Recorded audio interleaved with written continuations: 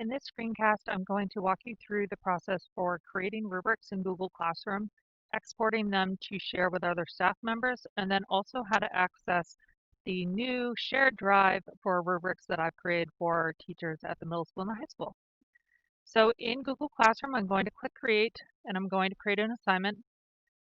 For the purposes of this, I'm going to actually name my assignment what my rubric is going to be, but needless to say, this would be the name of whatever the assignment is that you're doing with your students.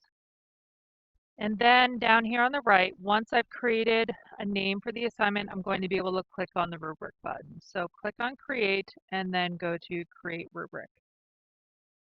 From here, you can choose to use scoring or not.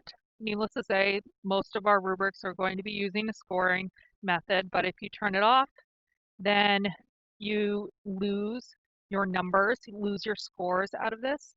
But if you turn it back on, then you get your points back. So for this, I'm going to go through and add in a couple criteria so that way you can understand what it looks like. And for the purposes of this, I would recommend opening your rubric in one window and then having the Google Classroom in another. So in this case, I have the middle school math criteria bank open on my other screen, and I'm pasting in information from there. So I have my criteria title. In this case, I chose to use what the standard was or what it is based in, and then I use the criteria description, and then I'm going to add in what the different levels, what the taxonomy level is. So I'm going to start with 4 because that is what the rubric that I'm copying starts with. And then I'm going to come in and paste in the information into the criteria areas.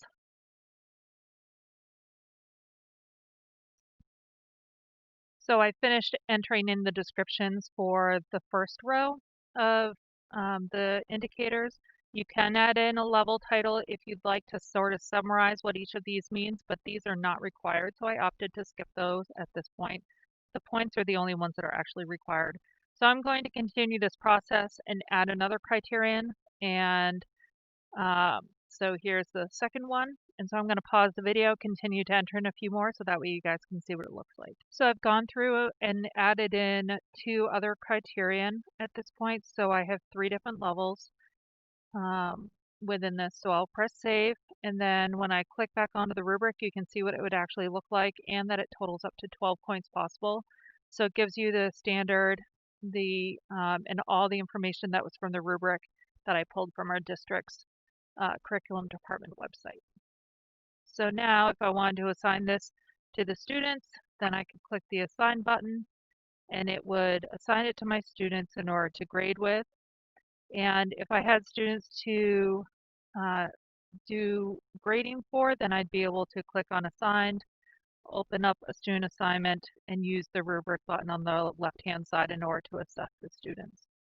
Now, if I wanted to share this rubric with another coworker, I could click on the edit button for the assignment, click on the 3 dots once I open it, and I can say export to sheets. And once it exports it to sheets, it will automatically format it and export it. And then this is what the rubric actually winds up looking like.